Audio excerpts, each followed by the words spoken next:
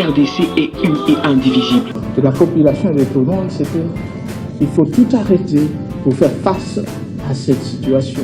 Et que nous ferons de cette terre richement bénie un réel havre de paix, de prospérité et de progrès social.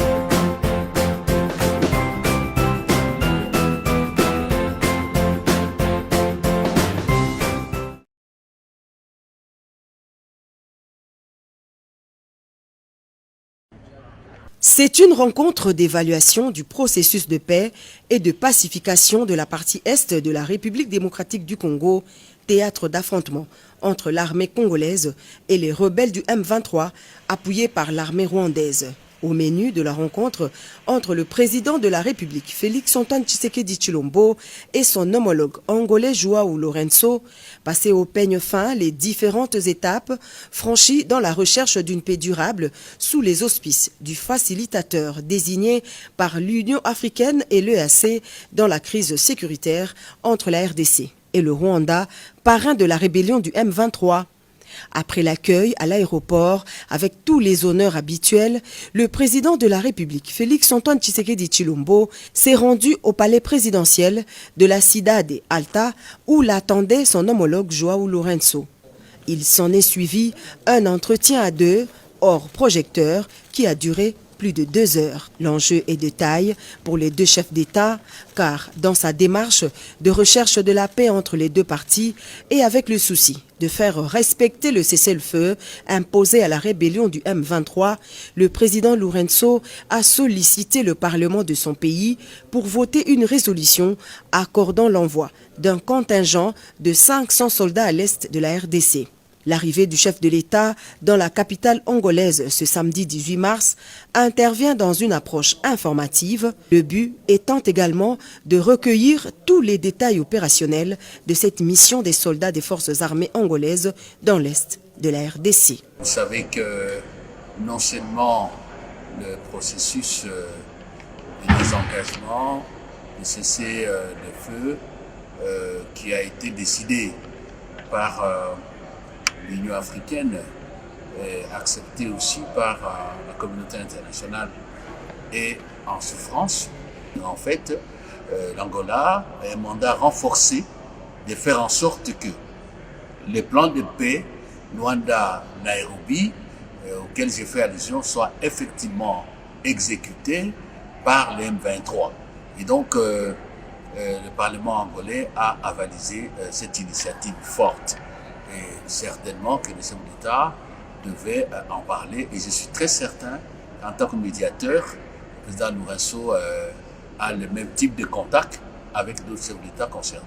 Les entrevues entre les deux personnalités interviennent alors que les nouvelles du front renseignent que des rebelles terroristes du M23 se seraient retirés de plusieurs localités de l'Est et une relative accalmie s'observe sur le terrain. Ces quelques heures passées à Luanda auront suffi aux garants des institutions et commandant suprême des FARDC de s'imprégner des dispositions prises par le Parlement angolais, une preuve éloquente de sa détermination à ramener la paix durable à l'Est, mais aussi se rassurer auprès de son homologue João Lourenço que le contingent annoncé avec ses quelques 500 hommes aux côtés des troupes de la MONUSCO et de l'EAC ne sera pas une force de trop déployée à l'Est de la RDC. Un souhait qui rencontre les attentes des nombreux Congolais résidant à Luanda venus manifester leur soutien inconditionnel au chef de l'État.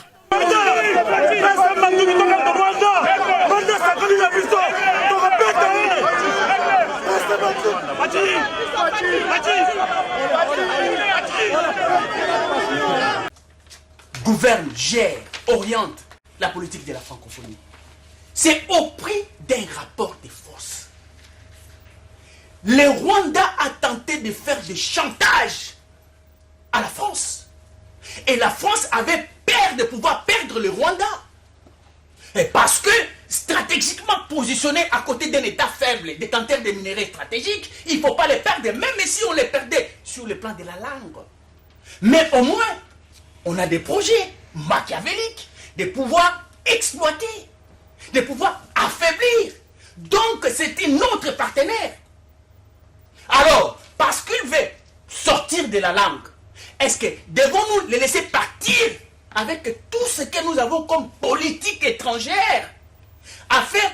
Voilà encore un élément très important. Mon ami vous parle de ce que Bouyoya disait, mon professeur, que son âme se repose en paix. Il vous dit, écoutez, mon frère a parlé de la diplomatie. Mais considérez la diplomatie comme c'était ce qu'on appelle un transporteur. Un véhicule. Mais quand vous ne mettez rien dedans, quand vous mettez des marchandises pourries, mais à la destination, oui, le véhicule arrivera, oui, la diplomatie arrivera, mais qu'est-ce que l'on va décharger dedans? Qu'est-ce que l'on va trouver dedans de consistant? Si vous avez amené une fausse marchandise, vous vendez à moins cher et vous ne trouvez pas preneur. En fait, c'est ça la logique.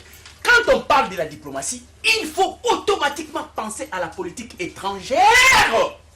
Ici, les gens vous parlent diplomatie agissante, diplomatie agissante. Mais diplomatie agissante signifie quoi?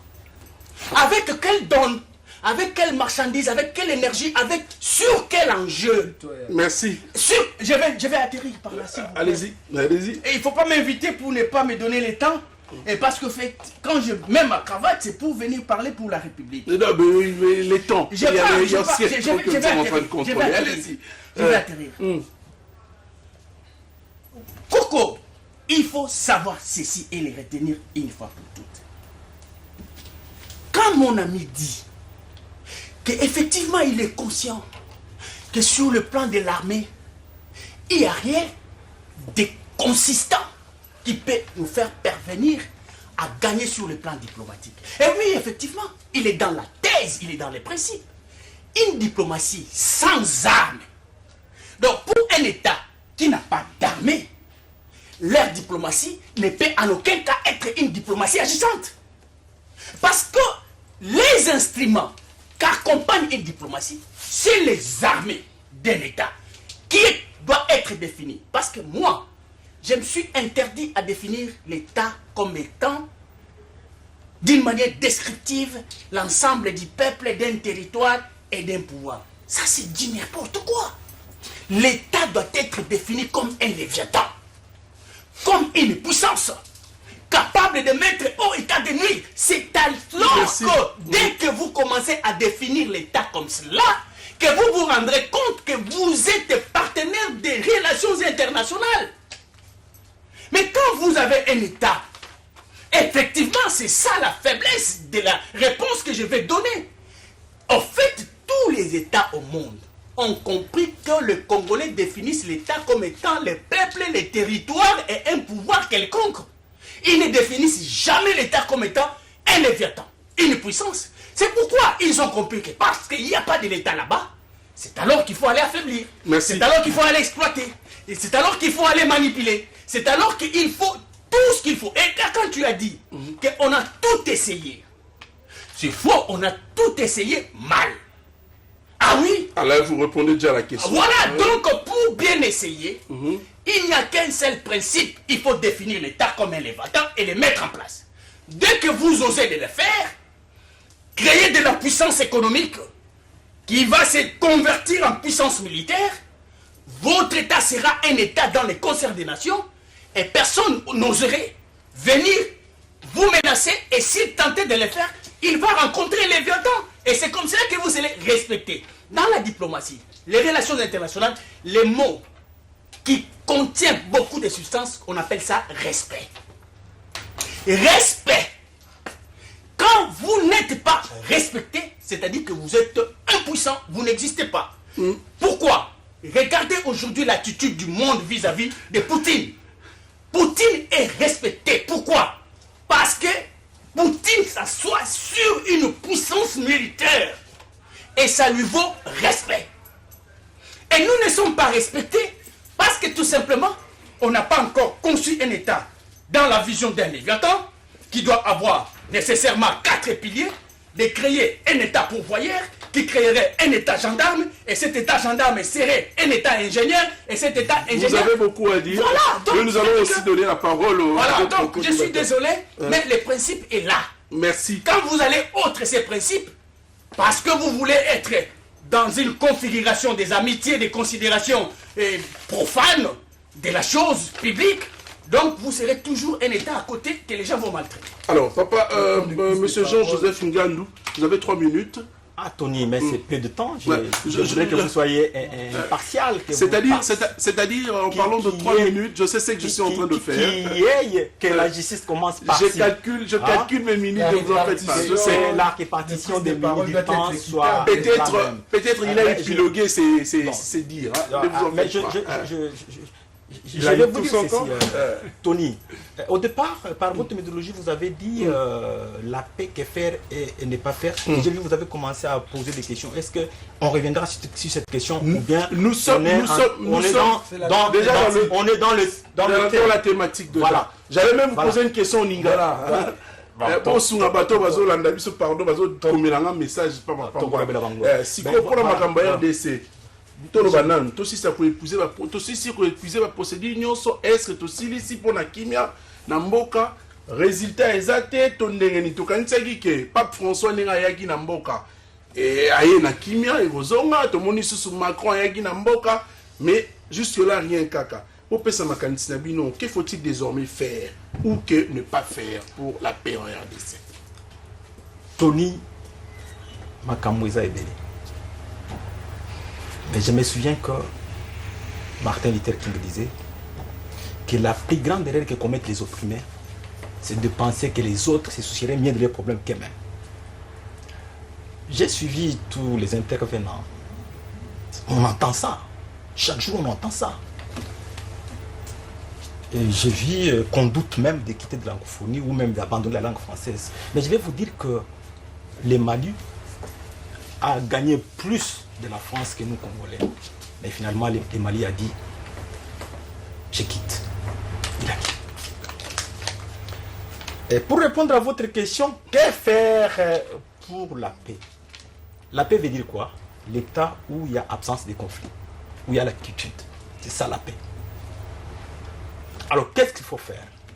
Eh bien, il faut une rationalité qui permet de lutter contre la famine intellectuelle et la baisse du niveau de la conscience nationale. Voilà, d'une manière fortement ramassée, lutter, une rationalité qui lutte contre la famine intellectuelle et la baisse du niveau de la conscience nationale. Trouvez-vous normal qu'un député, par exemple, élu par le peuple, donne des armes aux gens qui combattent le peuple, les tue? Est-ce que c'est normal? Trouvez-vous normal qu'un ministre détourne l'argent? Trouvez-vous normal qu'on ait plus de politiciens que des politiques dans le pays? Parce que je me sens que je suis dans un carrefour des diplomates, des gens qui ont fait les relations internationales. Mais est-ce que vous trouvez normal que les gens viennent, qu'ils ne soient pas des politiques, mais des politiciens juste pour voler? Voilà, c'est là où il faut partir. Parce que quand on va engager la lutte contre la famine intellectuelle, quand on va engager la lutte contre la baisse du niveau de la conscience nationale, les gens vont travailler pour l'intérêt commun. Parce que jusque-là, tout ce qu'on est en train de faire, tous les beaux discours qu'on tient, on les tient pour les intérêts égoïstes. Chacun sa part. Laissez-moi vous dire, Tony, que l'on ne peut pas se dire qu'on est dans un contexte international où on ne fait rien, où on subit. On ne fait rien. Qu'est-ce qu'on va? On représente quoi? Et même les minerais que nous vantons, nous chantons, est riche. À quoi sert cette richesse-là lorsque nous ne savons pas l'exploiter et la mettre à notre profit? Ça sert à quoi la richesse? Et même l'étendue, hein? Les eaux que nous avons. Vous savez, je vais vous dire, Tony, moi j'aime être pragmatique. Moi je pars de l'ordinaire. C'est ça ma formation, c'est de l'ordinaire. Observateur. Allez-y. Quand vous allez à la Mecque, on vend une bouteille d'eau à $1. La bouteille d'eau là. À $1. Mais là, c'est dans les déserts. Et quand vous arrivez au Congo, c'est presque la même chose. Mais nous sommes dans des eaux, entourés des eaux, ainsi de suite. Et qui exploitent ces eaux-là? Ce sont toujours des étrangers. Dites-moi, Tony, quels sont les Congolais ici qui sont puissants dans l'ordre économique de ces pays pour que vous puissiez prétendre être fort? Ils sont où? Et tout ce que nous sommes en train de subir, c'est quoi? Comme l'a dit mon co-débatteur en face à chemise, qui a dit il a porté bien sa cravate pour venir défendre la République. Focus, comme l'a dit Focus. Focus. Voilà. Nous ne pouvons pas être ici avec nos richesses, laisser les gens venir piller ces richesses, aller être puissants et nous toujours continuer à nous lamenter ainsi de suite. Et parce que nous avons de petits intérêts égoïstes. Alors je reviens pour ne pas abuser de votre temps. Je me résume en disant qu'il faut lutter contre la famine intellectuelle et la baisse du niveau de la conscience nationale. Nous avons des lois, même j'entends à un moment donné on était en train d'évoquer l'accord cadre d'Addis Abeba. Mais pourquoi il souffre aussi? C'est parce qu'on n'arrive pas à trouver les gens qui l'appliquent. Vous voyez ça? Qui l'appliquent ou le faire appliquer. Eh bien, nous avons des belles lois dans ces pays, beaucoup, de belles lois, de beaux textes. Mais il faut qu'on arrive à les utiliser. Si on les utilise, c'est par manque de la conscience nationale et aussi par manque de la connaissance. Et j'ai aimé Focus quand il dit qu'il faut les savoirs. Effectivement, Alvin Toffler dit qu'aujourd'hui, les savoirs basculent et le pouvoir et l'argent. Et donc, si on connaît, on est capable de faire tout. D'ailleurs, laissez-moi vous dire, Tony, vous savez, nous disons démocrate libre. Non, il n'y a pas de liberté pour un ignorant. Il n'y a pas de démocratie pour un ignorant. Et regarde dans quel état notre peuple est maintenu. Et c'est à dessein. C'est à dessein. Et tous ceux qui arrivent vont dire Nzambe moko yebi akosala, Nzamba akosala, tika bango basala, bango te, tout ça ainsi de suite. Pourquoi ça? J'ai dit non sans raison que je suis aliéné.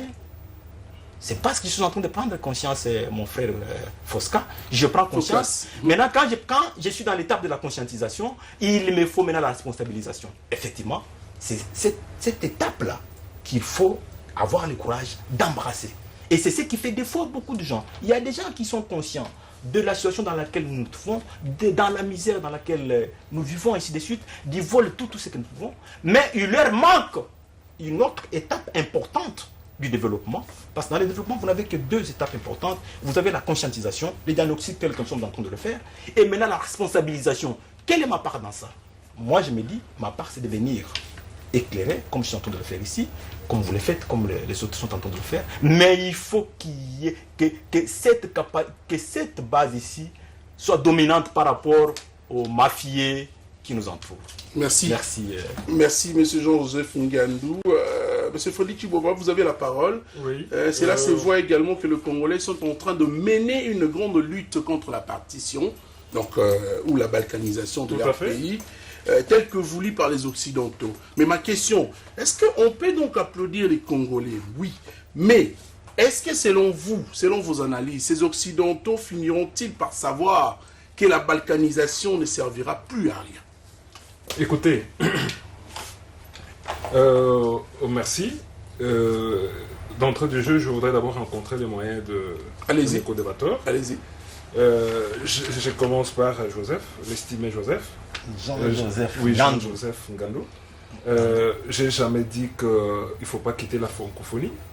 J'ai plutôt dit que nous pouvons quitter la francophonie, mais l'abandon de la langue française demande de gros efforts et des moyens conséquents et dans le temps, dans la durée, pour le faire, pour ne pas entraver la transmission de la langue d'apprentissage, et qui est aussi en même temps la langue officielle. Providence. Vous m'avez posé la question de savoir la politique étrangère c'est quoi. Je crois que vous l'avez défini. Mais je voudrais aussi ajouter quelque chose. On ne veut pas rester trop technique parce que ils ne vont pas saisir ce que nous disons. La politique étrangère, c'est la perception qu'un pays veut qu'il soit en dehors de ses frontières. Voilà.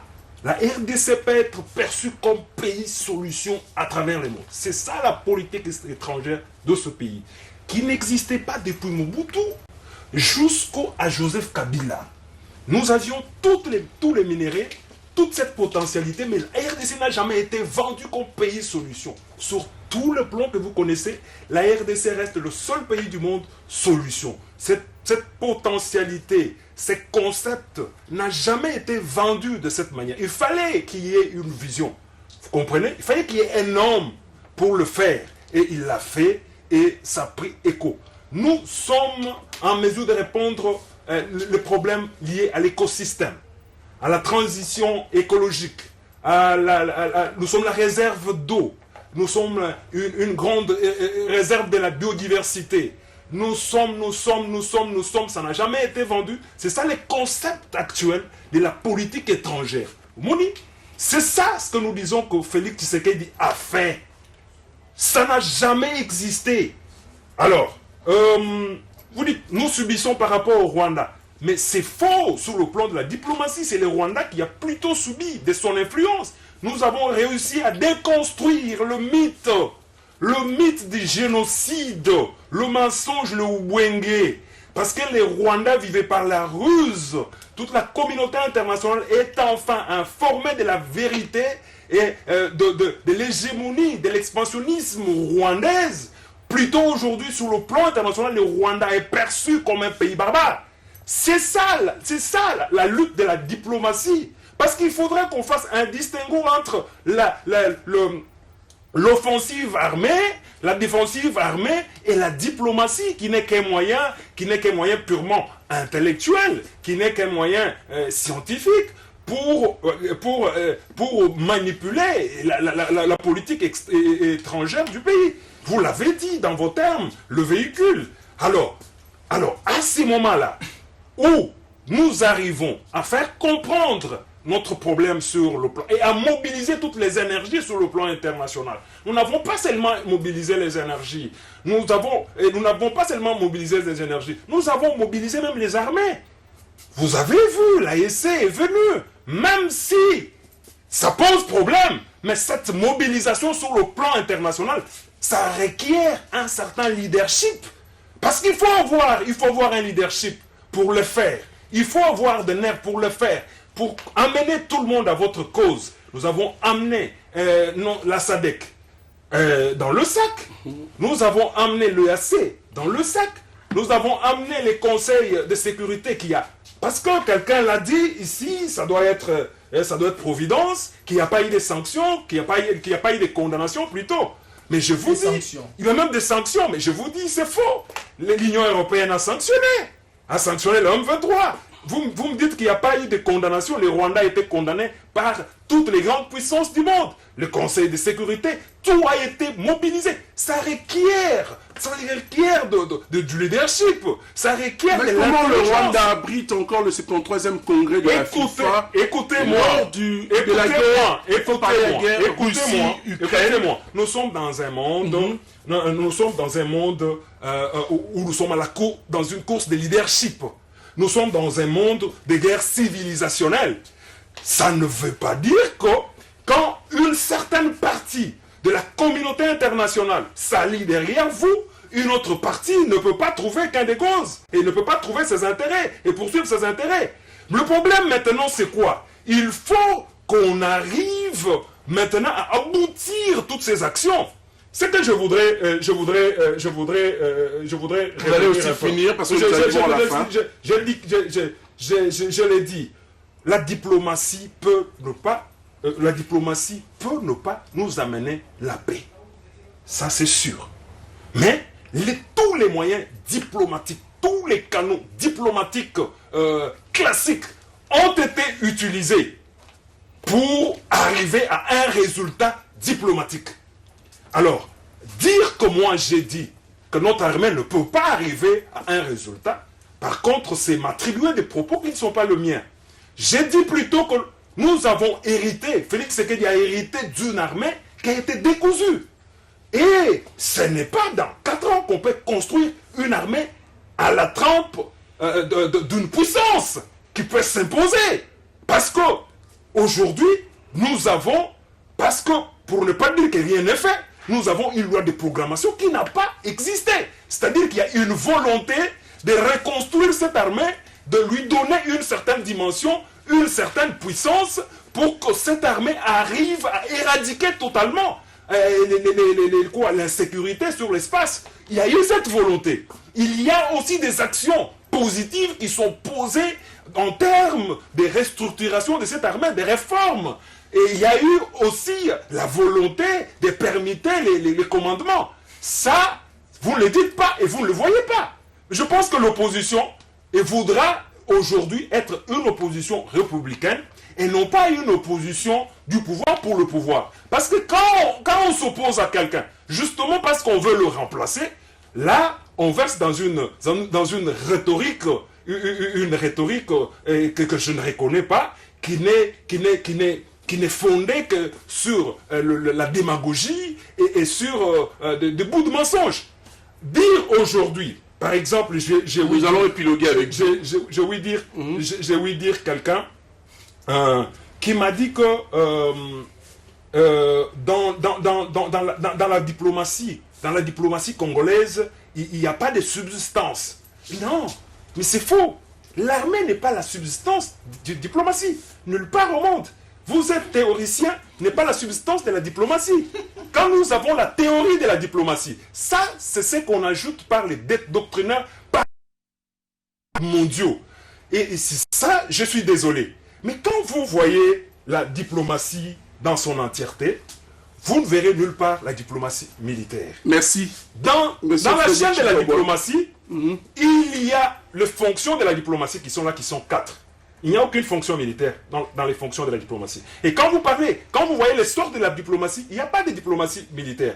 Mais quand vous observez les fonctions de la diplomatie et les sortes de la diplomatie, et vous rentrez maintenant sur le terrain à Wanakongo, au Congo, on a que tout a été appliqué. Merci. Nous avons appliqué. Un instant. Nous arrivons à la fin. Un instant. Nous avons appliqué. Je termine. Je chute. Allez-y. En quelques secondes, s'il vous plaît. Je chute pour dire que nous avons appliqué la fonction de négocier.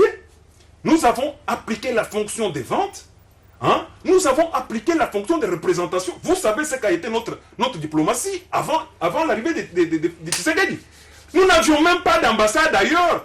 Les fonctionnaires de l'État à l'étranger n'étaient pas payés. Aujourd'hui, tout est restauré. La fonction de représentation est valorisée partout au monde. Là où nous avons des ambassades et des représentants.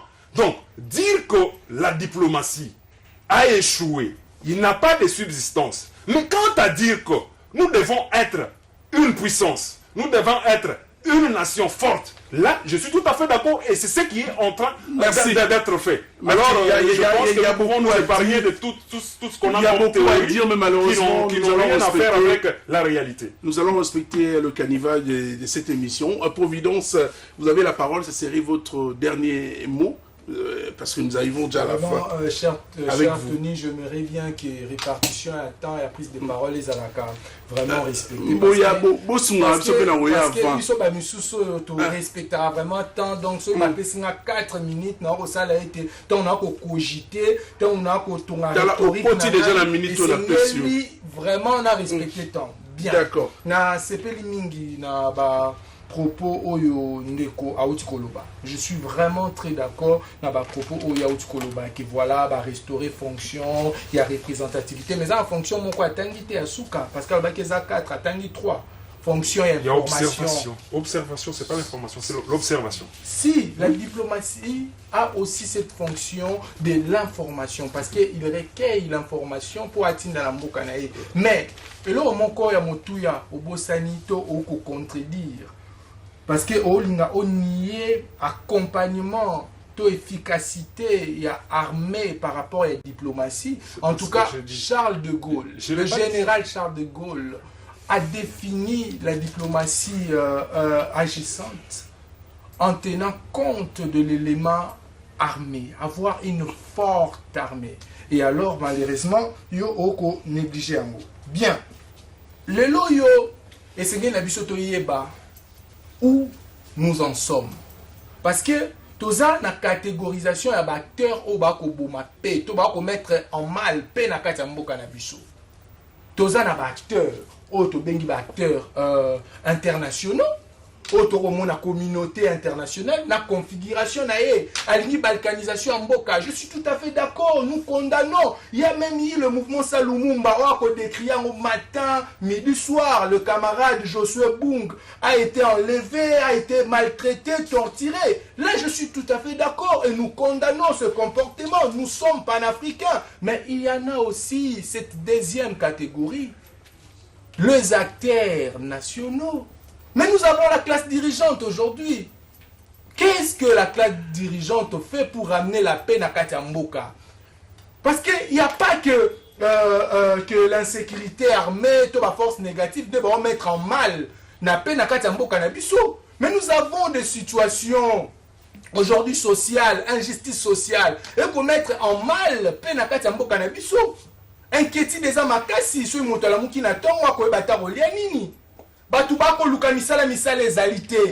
la mauvaise gouvernance. Tant que vous détournez l'État, union sacrée. Tant que corruption et la union sacrée. N'est-ce pas que vous contribuez à détruire, à alimenter en sécurité dans Katia Mboka? Merci. S'il vous plaît, cher Tony. Nous arrivons à la fin. Monsieur Mosso, a dit ça qui dit que l'union c'est dans la théâtre traité. Bango moko bato union sacrée na ndeko tingu pululu balobi ete ba député o bazali na kati ensemble et belé pe ba ko alimenter guerre na est ya mboka. Mais bino union sacrée vous êtes censé aux en information parce que la plupart pe bazali na ba groupe parlementaire union sacrée vous êtes censé connaître. Donc vous contribuez aussi na insécurité na kati ya mboka. Ya wana na 2023 Angers alimoko. Pour voter moutouté, biso population, pour appeler ça qui polo, appeler ça qui lipa, appeler ça qui 500 non. Angers ali moko, il faut tout ça la choix moko judiciaire. Et choix yango et kosenga moto na moto a présenté projet de société na yé. Merci. Mais on a ko se planning na makambu moi na mboka Adolphe Muzitu ako sala.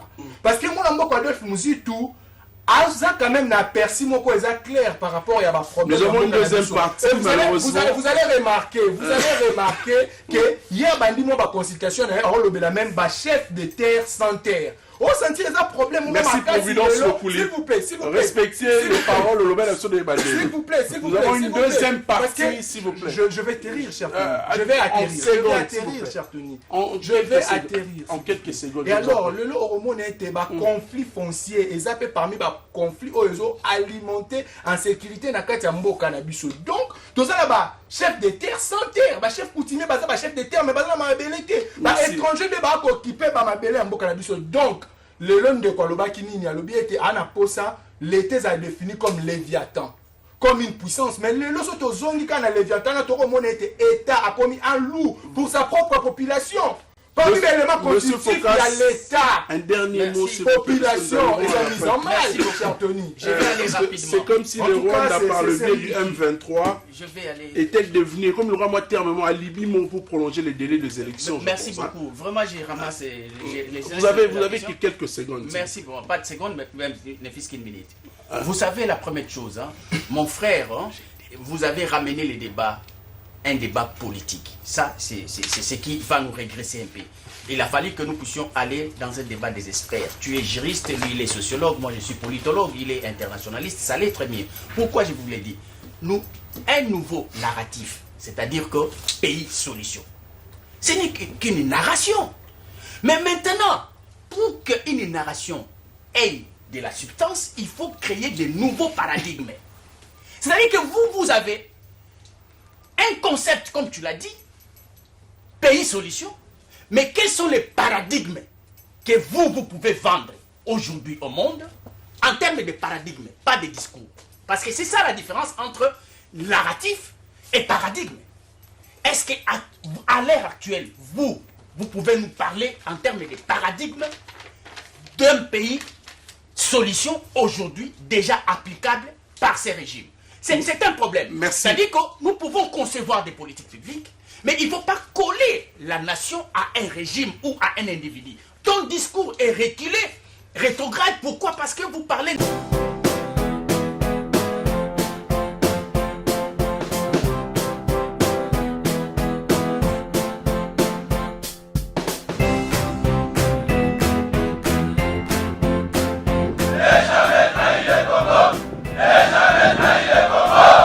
RDC est une et indivisible. De la population et de tout le monde, c'est qu'il faut tout arrêter pour faire face à cette situation. Et que nous ferons de cette terre richement bénie un réel havre de paix, de prospérité et de progrès social.